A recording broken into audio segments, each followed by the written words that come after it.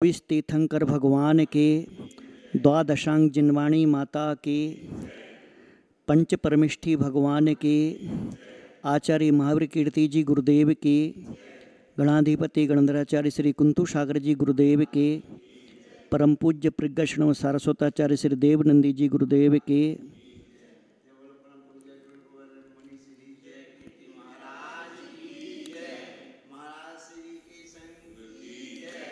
सम्यक दर्शन के 8 अंग होते हैं। उनमें से प्रभावना अंग की यहाँ पे अपन चर्चा करेंगे। प्रभावना अंग को समझेंगे और जानेंगे कि सम्यक दर्शन के अंतर्गत यह प्रभावना का अंग कितना महत्वपूर्ण होता है और ये कितना आवश्यक होता है और इसके लिए क्या किया जा सकता है।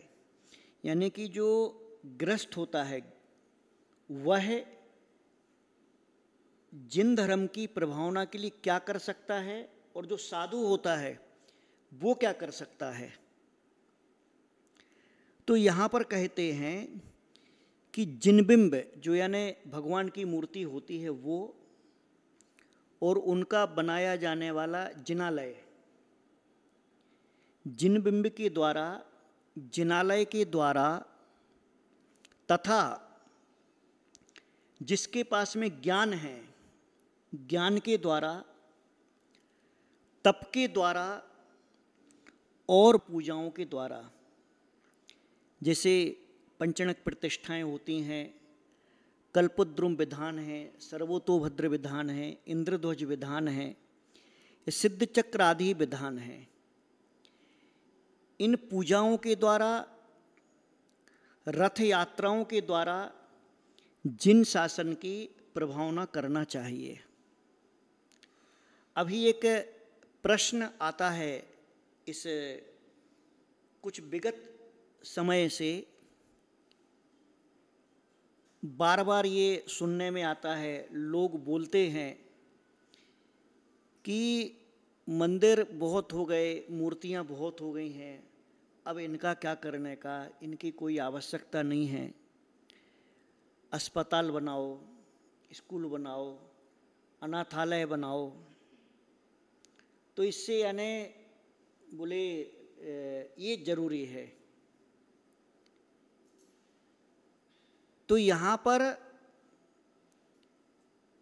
एक है सामाजिक व्यवस्था, एक है धार्मिक व्यवस्था। सामाजिक व्यवस्था के अंतर्गत ये स्कूल आदि के जो कॉन्सेप्ट हैं या प्रोजेक्ट हैं, ये अस्पताल है, इस प्रकार की चीज़ें जो है ना वो सामाजिक व्यवस्था के अंतर्गत आती हैं। ये सेवा भाव और करुणा के अंतर्गत आती हैं। ये जैन शासन की प्रभावना का इनसे लेना देना नहीं है। जिन लोगों की ऐसी बुद्धि है, जो लोग ऐसा सोचते हैं, उन्हें थोड़ा सा जैन धर्म के ऊपर विश्वास करके और जैन धर्म के प्रभावना अंग को समझना चाहिए कि जैन धर्म की प्रभावना इनके माध्यम से होती है, ना कि इनके माध्यम से, जैसा कि लोगों की अभी वर्तमान में धारणा होती जा रही है। और कई बार तो व्यक्ति इन जिन बिंबों का, जिनालयों का, यानी समझ लो कि वो विरोध करने की स्थिति में रहता है। मत, इसकी कोई जरूरत नहीं है। और इसमें अधिकांश मैंने देखा है कि जो लोग या तो थोड़ा सा ज़्यादा पढ़ लिख लिया है, वे लोगों की धारणा ऐसी है, या फिर जिनका धर्म से कोई लेना देना नहीं है। इसमें 2 प्रकार के लोग ज़्यादा सक्रिय होते हैं। जिनका धर्म से कोई लेना देना नहीं है, या जिनका धन खर्च करने से कोई लेना देना नहीं है, परंतु सलाह जो है ना, सलाह बिल्कुल पक्की और ऐसी ही देंगे कि अभी तो बहुत हो गया, अभी क्या करने का। उन्हें ये नहीं मालूम है कि वे जैन शासन की प्रभावना का विरोध कर रहे हैं या जैन धर्म की प्रभावना को नहीं जानते हैं। जो जिन मंदिर बना है, जो जिन बिंब बना है, उससे किसी का सांसारिक स्वार्थ नहीं होता है, उसमें पारमार्थिक स्वार्थ होता है। उसमें सांसारिक सिद्धियों के साथ में पारमार्थिक सिद्धि होती है, इसलिए इसे स्थायी प्रभावना कहा जाता है। और इनका विरोध करने का मतलब होता है कि आप जिन शासन से अनभिज्ञ हैं, आप जैन धर्म को नहीं जानते हैं, आप जैन धर्म को नहीं मानते हैं। इसी प्रकार से जो मुनियों के ज्ञान में, तप में, उनकी पूजा में जो दोष लगाता है, जो दोष ढूंढता है, जो निंदा करता है, वह अपने स्वर्ग और मोक्ष को दूर कर देता है। यानी कि उसे ना तो स्वर्ग मिलता है और ना मोक्ष मिलता है, क्योंकि जो मुनि बना है वो मुनि को मालूम है कि मेरे लिए मेरा ज्ञान कैसा है, कितना है, क्या करना है, मेरा तप कैसा है, कैसे करना है, क्या करना है, या उसकी पूजा जो लोग कर रहे हैं उनको मालूम है कि मैं किसकी पूजा कर रहा हूँ, क्या कर रहा हूँ, किस तरीके से कर रहा हूँ। इन चीज़ों में विरोध करना, दोष करना या निंदा करना, इससे स्वर्ग और मोक्ष के द्वार बंद हो जाते हैं। तथा यहाँ पे कहते हैं कि जिन लोगों को, जिन व्यक्तियों को, जो जीव हैं इस संसार में, जिनको धन मिला है बहुत अच्छे से, पर्याप्त धन मिला है और ज्ञान मिला है, बुद्धि मिली है, उनको अपने धन का और बुद्धि का सदुपयोग जिन शासन की प्रभावना में करना चाहिए। जिसके पास में धन मिला है, ज्ञान मिला है, बुद्धि मिली है, समय मिला है, अगर वह जिन शासन की प्रभावना में अपनी बुद्धि, धन, ज्ञान, समय, परिश्रम को नहीं लगाता है, तो वह जिन शासन में कहे गए सम्यक दर्शन से दूर हो जाता है और वह परभव में, परलोक में अपना कल्याण कभी नहीं कर सकता है। तो आपके लिए जो मिला हुआ है, जो आपको प्राप्त है, अगर आपने ऐसा सोचा, अगर आपने ऐसा विचार किया कि यह मैं किस प्रकार से जिन शासन या जैन धर्म के लिए लगा दूं, तब आप सम्यक दर्शन के प्रभावना अंग के अंतर्गत आते हैं। आप प्रभावना अंग में सम्मिलित होते हैं। आप प्रभावना अंग के माध्यम से जिन शासन की प्रभावना करके अपने जीवन को कृतार्थ करते हैं। एक कथा बहुत सुंदर है। अहिक्षेत्र नगर, जिसे सब जानते हैं कि पार्श्वनाथ भगवान के प्रभाव से वह नगरी अत्यंत पवित्र हुई। वहाँ का राजा द्विंशतप था और उस राजा का एक पुरोहित था, सोमदेव। उस सोमदेव पुरोहित बड़ा ही शीलवान था, गुणवान था, धार्मिक था, वेदों को जानता था, वेदांगों को जानता था, निमित्त शास्त्रों को जानता था, ज्योतिष शास्त्रों को जानता था। इन सब का उसे ज्ञान था तथा किसी प्रकार की दैवीय विपत्ति या मानवीय विपत्ति अगर आ जाए तो उस विपत्ति को कैसे दूर करना है, वह सोमदेव पुरोहित बहुत अच्छे से जानता था। और उन विपत्तियों को दूर करने की बुद्धिमत्ता, प्लानिंग, क्षमता उसके पास में थी। उसकी पत्नी यज्ञदत्ता थी, वह गर्भवती हुई और गर्भवती पत्नी के लिए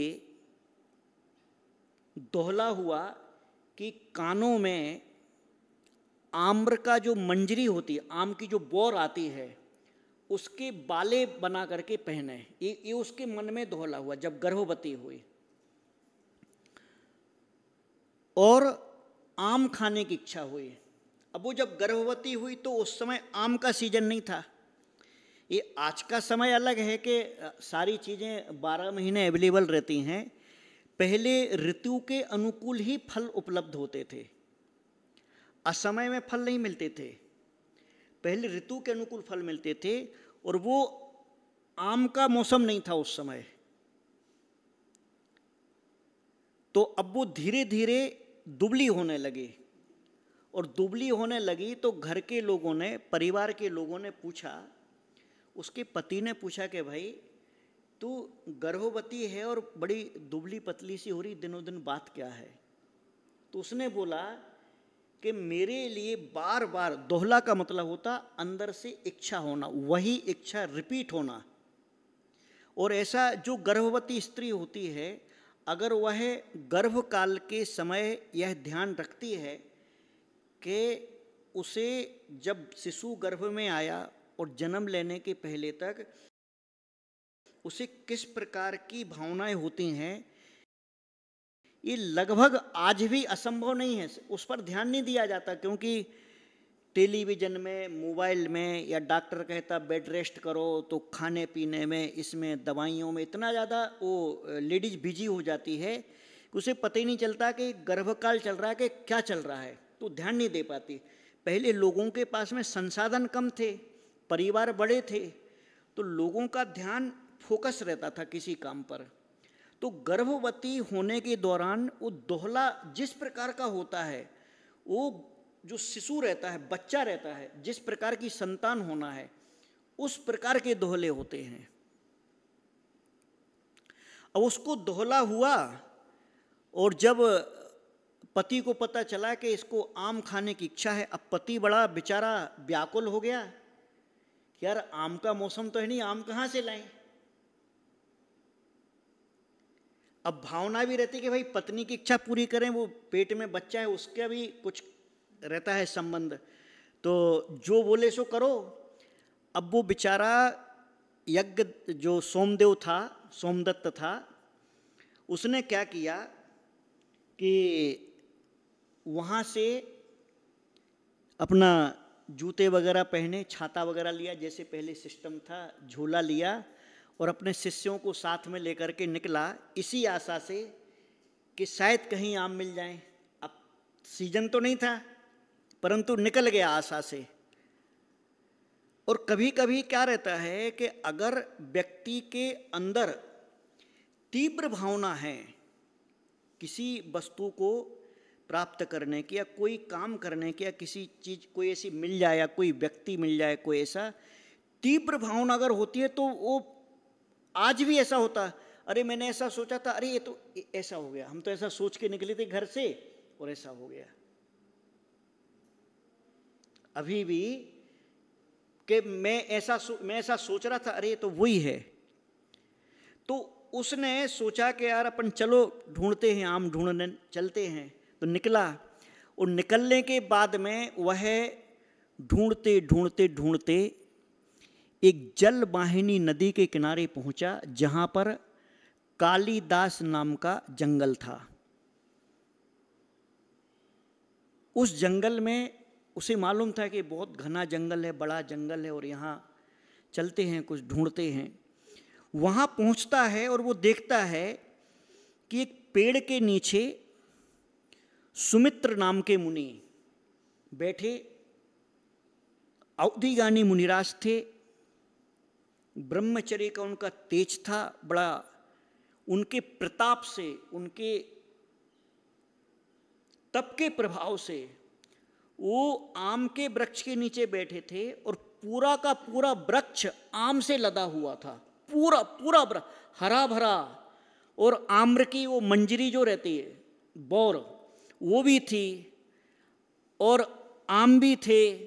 और वो देख करके खुश हो गया, खुश हो गया।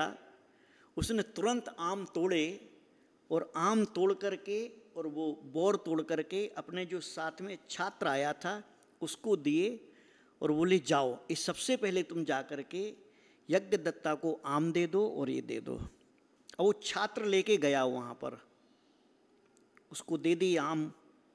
और यहाँ पर क्या होता है कि वो अवधि ज्ञानी मुनिराज के चरणों में बैठता है, उनसे प्रभावित होकर के बैठ करके उपदेश सुनता है। और जब उपदेश सुनता है तो उस उपदेश में वो मुनिराज उसको अवधि ज्ञान के माध्यम से बताते हैं कि तू पिछले जन्म में सहस्रार स्वर्ग में सूर्यचर नाम का देव था, थोड़े से वैभव वाला, ज़्यादा वैभव नहीं था, कम पुण्य वाला जीव था, और सूर्यचर नाम का तो देव था। अभी सुनता है, और सुनने के बाद में इसको जाति स्मरण हो जाता है।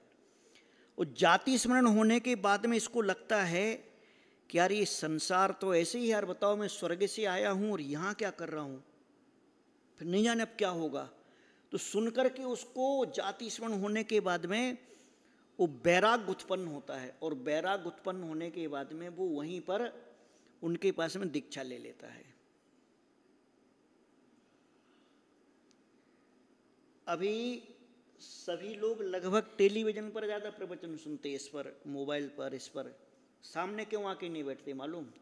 ये कहीं ऐसा ना हो कि इनके पास जाएं और प्रवचन दे दें और हमारे भाव हो गए तो, इसलिए बोले कीप डिस्टेंस। इसलिए ज़्यादातर लोग जो है ना थोड़ा सुरक्षित अंतर रखते हैं कि यार ये ऐसा ना हो कि कभी जाएं पास में बैठें और इन्हें अच्छा उपदेश दे दिया गुरु ने, और अगर भाई जैसी कथा में कहा है और ऐसा कुछ हो गया तो फिर घर के लोग क्या करेंगे। इसलिए बोले अब ये तो, इसमें तो दीक्षा होना नहीं, टेलीविजन में सुन करके, मोबाइल पर या कोई सोशल ऐप पर सुन करके, उसमें तो सुन लिया, हो गया बस। वैराग्य भी जल्दी नहीं होता है, पहले सुनने के बाद में तुरंत वैराग्य हो जाता था।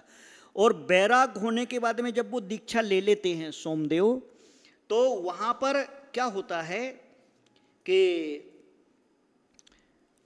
वो जाकर के मगध देश में नाभिगिरी पर्वत पर सोमदत्त मुनि आतापन योग से खड़े हो जाते हैं। और ये सूचना दीक्षा की जब यज्ञदत्ता को प्राप्त होती है, उसकी पत्नी को, अब वो एकदम उसको वियोग से उसका चित्त खिन्न हो जाता, खेत खिन्न हो जाता, और एकदम बिल्कुल गुस्सा में आ जाती, भड़क जाती है कि अरे कैसा पति है, इसको कुछ लज्जा नहीं आई, कुछ किसने को सोचा नहीं कि गर्भवती पत्नी को छोड़ करके दीक्षा ले रहा है, इसको कुछ तो सोचना था, इसको कोई विवेक नहीं, विचार नहीं, बड़ा ऐसा बोले।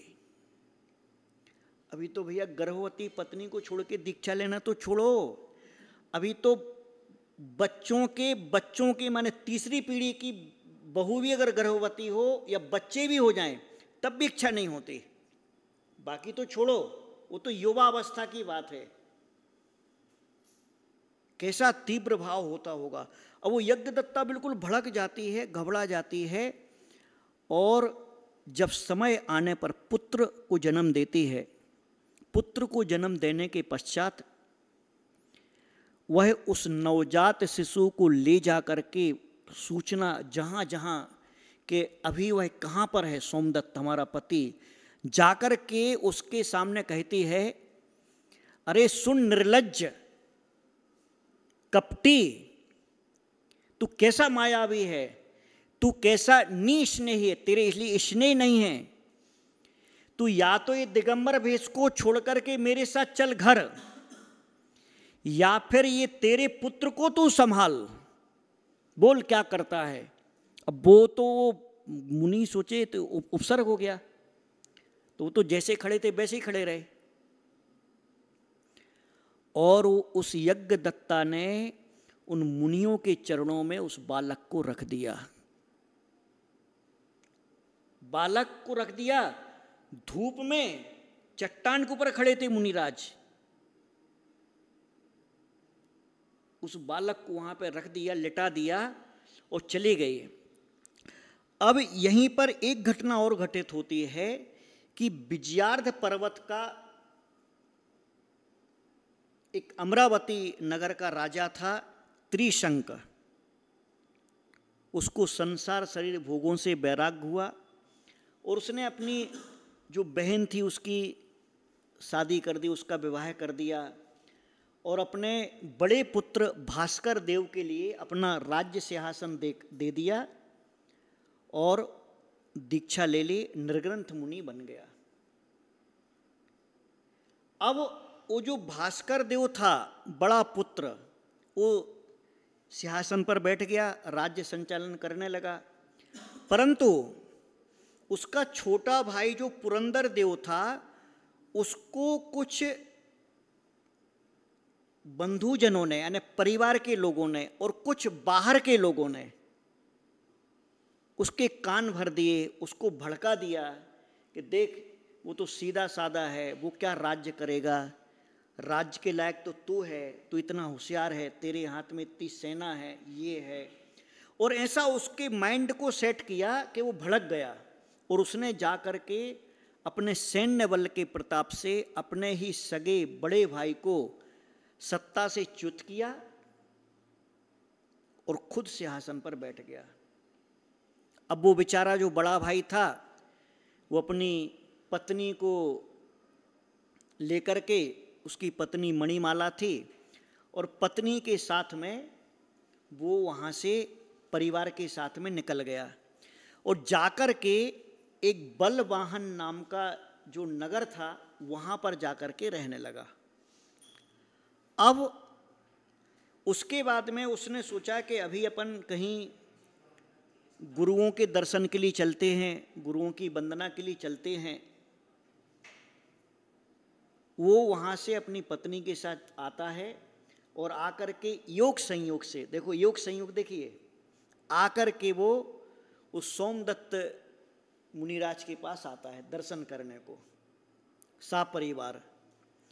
अब वो जाकर के देखता है, अरे मुनि के चरणों में इतना सुंदर बालक, बोले ऐसा लग रहा था जैसे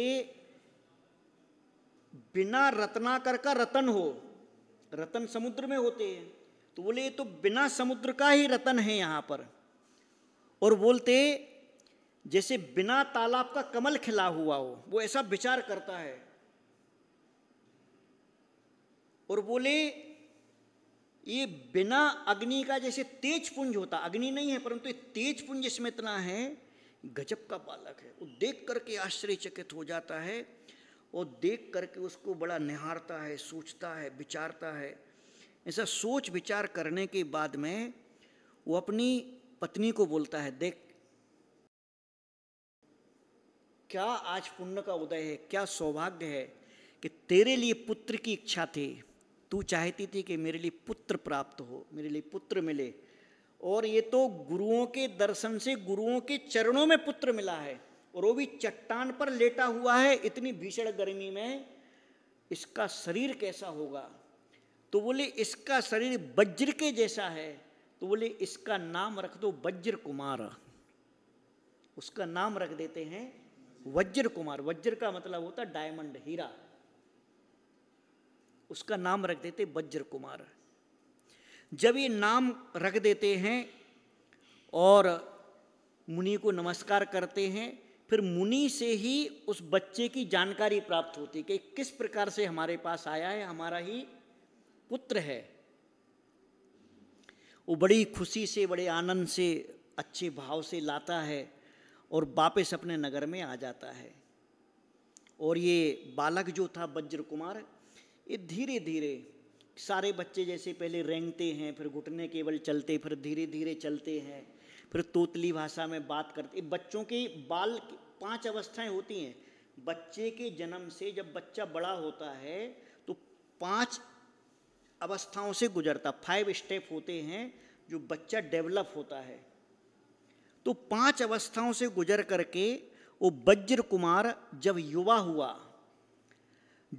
हुआ तो वो बड़े लोगों में प्रसिद्ध था और बड़ा शक्तिशाली था, गुणवान था, और सारी उसमें जो गुण हो सकते, जो अच्छाइयाँ थी, वो उसमें थी। अब ये जब अपना यौवन अवस्था को प्राप्त हुआ तो इसे पितृवंश से और मातृवंश से प्राप्त अनेक प्रकार की विद्याएं प्राप्त हुई इसे। तो इसका जो प्रताप था, बड़ा प्रताप उसका बढ़ रहा था, और इसका फिर इंदुमती, यानी इसके जो मामा की लड़की थी इंदुमती, उसके साथ में इसका विवाह हुआ और ये अपना जीवन व्यतीत कर रहे थे। एक दिन वह वज्र कुमार अपने विद्याधर कुमारों के साथ में, अपने विद्याधर मित्रों के साथ में विजयार्थ पर्वत पर घूमने गया, और घूमते घूमते वह हिम्मान पर्वत पर पहुंचा। हिम्मान पर्वत पर वह देखता है कि विद्याधरों का राजा गरुण वेग, जिसकी पुत्री पवन वेगा बहुरूपणी विद्या को सिद्ध कर रही थी,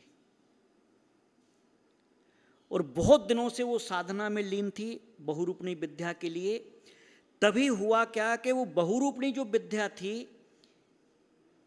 ये पवन वेगा की परीक्षा करने के लिए अजगर का रूप बना के आई, और अजगर का रूप ऐसा बनाया भयानक कि उसको निगलना चाहते थे।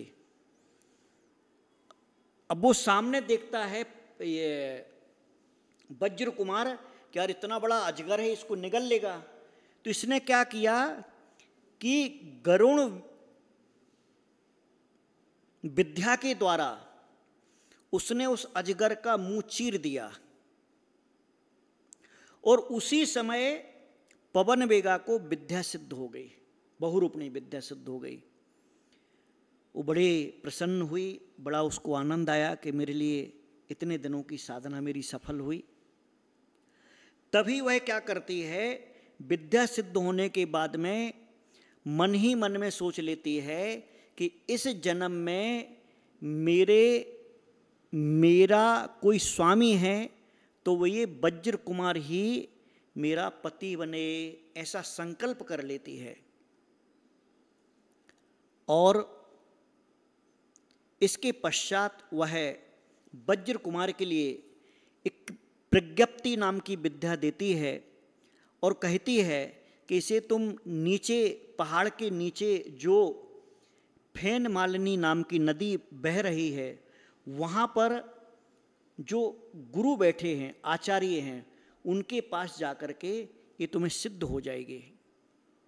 वज्र कुमार वहाँ जाता है, गुरु के दर्शन करता है, वंदना करता है, और उनके पास जाकर के उस विद्या को सिद्ध कर लेता है।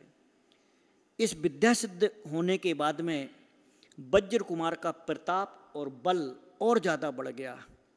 अब वो क्या करता है कि वहाँ से आकर के विद्या के बल से संपन्न हो जाता है, तो आकर के सबसे पहले वह सोचता है कि जिसने मेरे पिता के लिए अपने राज्य से अलग किया था, सबसे पहले उसका राज्य लिया जाए वापस। अब वह जाता है और अपने चाचा पुरंदर देव को मार करके उस राज्य को वापस लेता है, और अपने पिता भास्कर देव को उस राज्य सिंहासन पर बिठालता है। यह सबसे पहला काम करता है।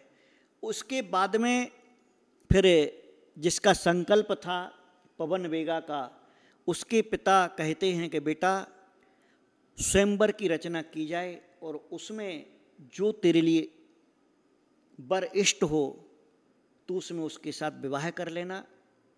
स्वयंवर की रचना की जाती है, और पवन वेगा का विवाह वज्र कुमार के साथ हो जाता है, तथा उसके साथ में और भी अनेक विद्याधर कुमारियाँ उनके साथ में विवाह दी जाती हैं। इसके पश्चात वह एक दिन बैठा हुआ था और अचानक उसके लिए कुछ बंधु बांधव उसको कहते हैं कि वज्र कुमार, तू किसका पुत्र है?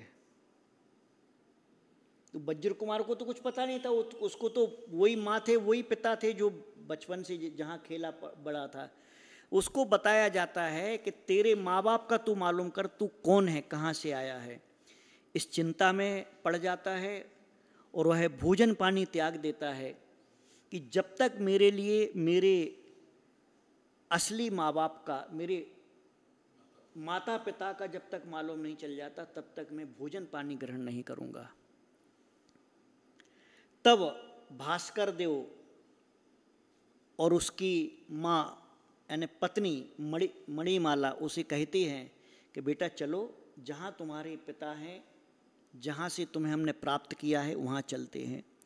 वे वहाँ जाते हैं और मथुरा में जाकर के सोमदत्त मुनि के पास जाते हैं और वो वज्र कुमार उनको देखता है, सोमदत्त मुनि को, तो बोलते अरे ये तो बिल्कुल पूरी की पूरी आकृति, मेरी आकृति और इनकी आकृति। बोले अरे बिल्कुल ये तो सेम टू सेम, बिल्कुल मेरी जैसे हैं।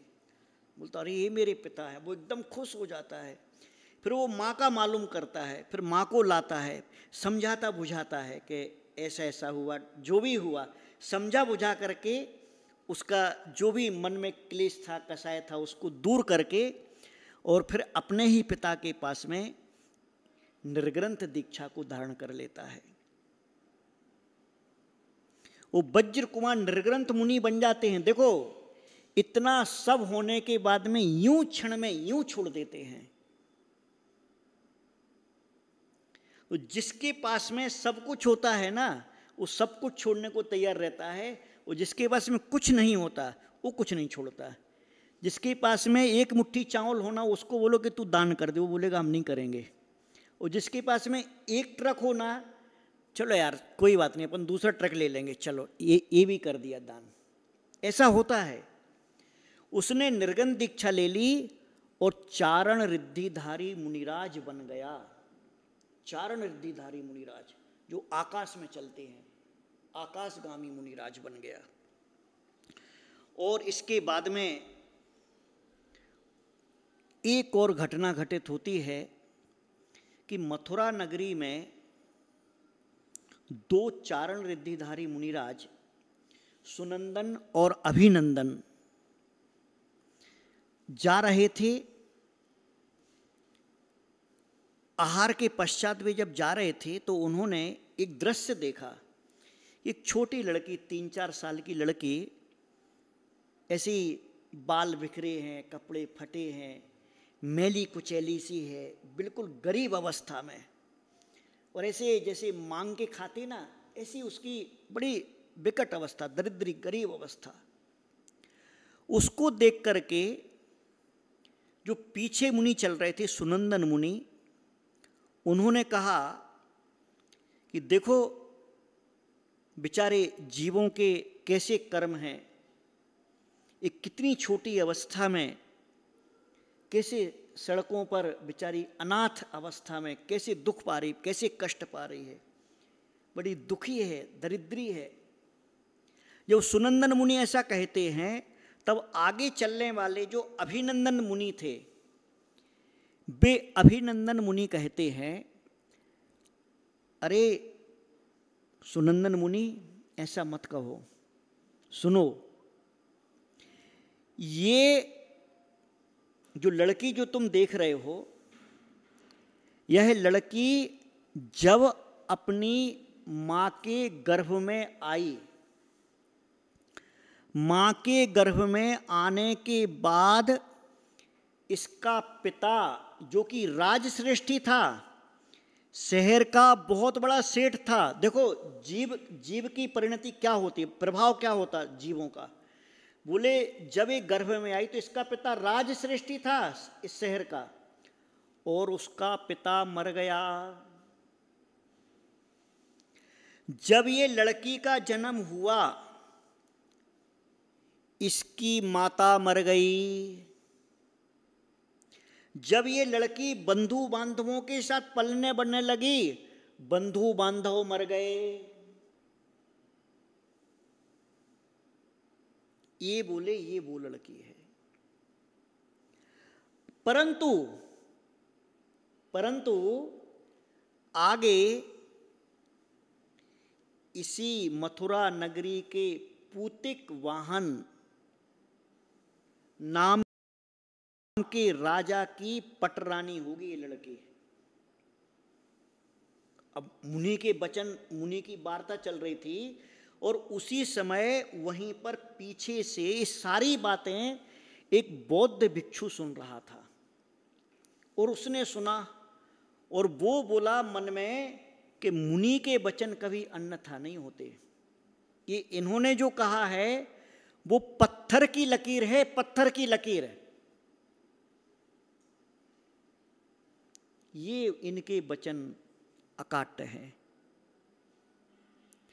फिर उसने क्या किया, मुनियों को आगे जाने दिया और उस लड़की के लिए लेके चला गया। अपना जो उनका बौद्ध विहार होता है जहाँ पर वो लोग रुकते हैं, वहाँ पर लेके चला गया।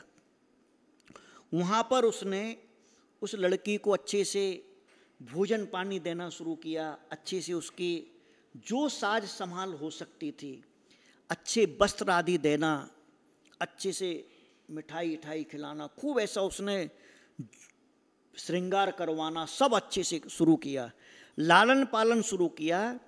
और एक दिन जब वो लड़की बड़ी हो गई, युवा अवस्था को प्राप्त कर लिया, जवान हो गई, तो जवान लड़की ऊपर उनके बौद्ध विहार के ऊपर झूला झूल रही थी और योग संयोग से उसी समय वहां का राजा पूतिक वाहन निकला। वो राजा पूतिक वाहन ने उसको देखा और देखने के बाद में वो ऐसा कामाशक्त हुआ कि मन ही मन उसने विचार किया कि ऐसी आंखें मैंने जीवन में पहली बार देखी हैं, इसके जैसे बाल मैंने जीवन में पहली बार देखे हैं, इतनी सुंदर लड़की इस स्तूप में क्या कर रही है। उसके मन में एकदम बिल्कुल मोहित हो गया। अब वो घर जाता है महल में और एक विश्वस्त आदमी को भेजता है, वो जो मेन बौद्ध भिक्षु था उसके पास में, उसको बोलता है कि इस लड़की से अगर ये विवाहित है या अविवाहित, तो उसे मालूम चलता है कि अविवाहित है, तो बोले राजा इससे विवाह करना चाहता है। अब वो बौद्ध भिक्षु बोला कि देखो, एक शर्त पर ये विवाह कर सकती है। एक शर्त क्या है कि अगर इसके लिए राजा विवाह के पश्चात पटरानी बनाता है तो हमारी लड़की देंगे, नहीं तो नहीं देंगे। अब बोले मरता क्या ना करता। तो वो राजा उसकी शर्त को स्वीकार कर लेता है कि इसको मैं पटरानी बनाऊंगा और विवाह कर लेता है।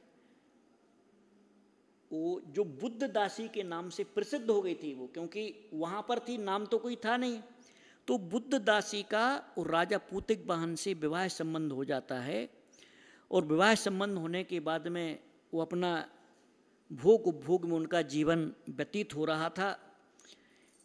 देखिए, ऐसा है कि जीव ने पूर्व जन्म में जो भी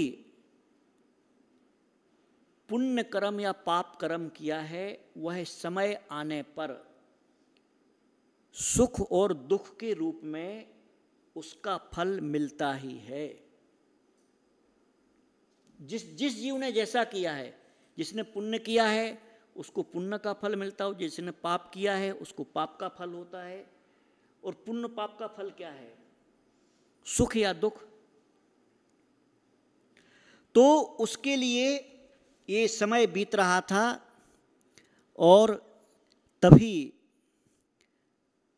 अष्टांगा का पर्व आता है। अष्टांगा के पर्व में ये जो इसे नंदीश्वर का पर्व भी कहा जाता है। तो वहाँ पर जो राजा की मुख्य पटरानी थी उर्विला, वो उर्विला परम जिन भक्त थी और हर अष्टानिका में वह जिनेंद्र भगवान का रथ निकाल के बड़ी भारी प्रभावना करती थी जैन धर्म की, उसका ही नियम था। अब ये जो आई थी बुद्ध दासी, इसने उससे ईर्ष्या करके, इससे जलन करके क्या किया कि मैं इसके रथ को नहीं चलने दोगे, मैं अपने बुद्ध देव की पूजा करूंगी। ऐसा उसके अंदर ईर्ष्या, ऐसी अहंकार आ गया। अब जो इतने दिनों से बेचारी रथ निकालती थी, बड़ी भारी प्रभावना करती थी, बहुत दिनों से तैयारी करती थी, अब हुआ क्या कि जब इसे उर्विला को पता चला कि पहले तो इसका रथ निकलेगा, पहले इसकी पूजा होगी, हमारी नहीं होगी, तो बड़ी उसने बहुत से उपाय किए, राजा को मनाया, ये किया। जब राजा नहीं माना, उसकी जब कोई बात नहीं चली, उसने जा कर के सीधा, और वह सोमदत्त आचार्य जो विराजमान थे उनके पास जाती है और उनके पास जाकर के कहती है कि हे गुरुदेव, मैं जीवन पर्यंत से हमेशा से ये अष्टान का पर्व में रथ निकालती आई हूँ, प्रभावना जैन शासन की करती आई हूँ, और जिनेंद्र भगवान का रथ इस साल उस बुद्ध दासी के कारण हम बड़ी तकलीफ में हैं, नहीं निकाल पा रहे, क्या करें। और अगर रथ नहीं निकला तो जब तक रथ नहीं निकलेगा तब तक मेरा अन्न जल का त्याग है। तो सोमदत्त जो आचार्य थे उन्होंने इशारा किया वज्र कुमार की ओर। वज्र कुमार आए, मुनि उनके ही पुत्र थे। आए तो उन्होंने कहा कि देखो, ये उर्विला रानी है, बड़ी जिनभक्त है, और ये इसका रथ नहीं निकल पा रहा है, इस प्रकार का संकट है, तो क्या किया जाए। तो वह वज्र कुमार मुनि क्या कहते हैं, देखो श्रावक का तो कर्तव्य क्या हो सकता है, तो बहुत अलग बात है। वो भी चारण रिद्धिधारी मुनि, सामान्य मुनि नहीं, चारण रिद्धिधारी मुनि कहते हैं कि तू मेरी धर्म की माता है और तेरा ये पुत्र सामने बैठा हुआ है, मेरे होते हुए तो कोई चिंता मत कर, तेरा रथ भी निकलेगा और प्रभावना भी होगी। ऐसा बोल के उसे आश्वस्त करते हैं और आश्वस्त करके वहां से चारण रिद्धि के माध्यम से आकाश मार्ग से अमरावती विजयार्थ पर्वत जाते हैं। और वहाँ जाके फिर वो जैसे ही पहुँचते हैं, भास्कर देव माने जो उसके पिता जिनके यहाँ पला बड़ा था, वहाँ जाते हैं तो वो एकदम खुश हो जाता भास्कर देव।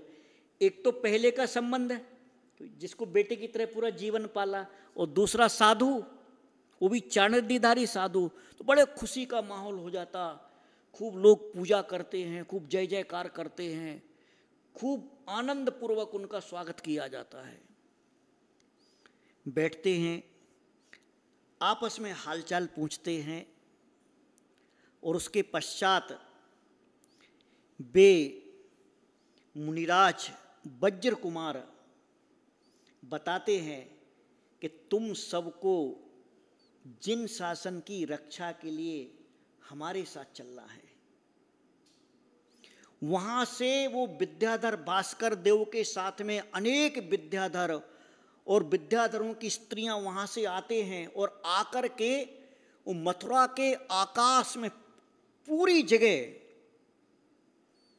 किसी के हाथ में चमर, किसी के हाथ में छत्र, किसी के हाथ में दिया, किसी के हाथ में धूप घट, किसी के हाथ में पुष्प, किसी के हाथ में चंदोबा, किसी के हाथ में स्वस्तिक, किसी के हाथ में रंगोलियाँ, किसी के हाथ में रतन, ऐसे खूब अनेक प्रकार के खूब बाजे बजाए जाते हैं, खूब जय जयकार की जाती है। लोग क्या समझते हैं कि ये बुद्ध दासी ने कोई चमत्कार किया है। वो ऊपर रहते ना तो कोई समझ नहीं पाते, और जैसे ही वो नीचे उतरते हैं और राजा के यहां जब पहुंचते हैं तो राजा घबरा जाता कि ये क्या हो गया। वो बुद्धदासी घबरा जाती कि ये क्या हुआ, और खूब बड़ा महोत्सव करते हैं, बड़ा भारी जय जयकार करते हैं, और एक बहुत बड़ा जिनेंद्र भगवान का रथ, वो तो विद्याधर थे, कुछ भी कर सकते थे, बहुत बड़ा रथ बना करके उसमें भगवान को बिठाला जाता है। और वो जो बुद्ध दासी थी उसका पूरा अहंकार चूर चूर कर देते हैं, और फिर वो वहां पर पूरे मथुरा में वज्र कुमार मुनि आगे चलते हैं, और पीछे से पूरे विद्याधर, उर्मिला रानी चलती है, और जैन शासन की प्रभावना इस प्रकार से करते हैं।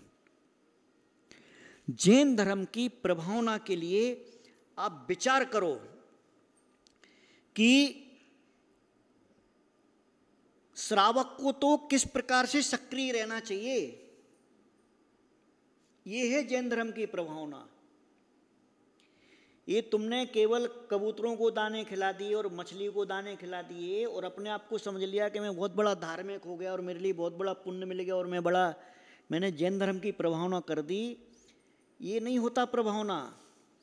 प्रभावना कहलाती है ये। और अभी यहाँ पे पहले बताया था कि जो व्यक्ति बुद्धि से, धन से, ज्ञान से समर्थ है, और अगर वह व्यक्ति इस प्रकार की प्रभावना नहीं करता है तो वह जिन शासन के प्रभावना अंग को नहीं जानता है, वह जिन शासन के सम्यक दर्शन को नहीं जानता है। जैन धर्म के यह जो हमारा शासन है ये बड़ा अनमोल है और अद्भुत है। जो जिस प्रकार से इसकी प्रभावना कर सकता है और अप्रभावना से बच सकता है,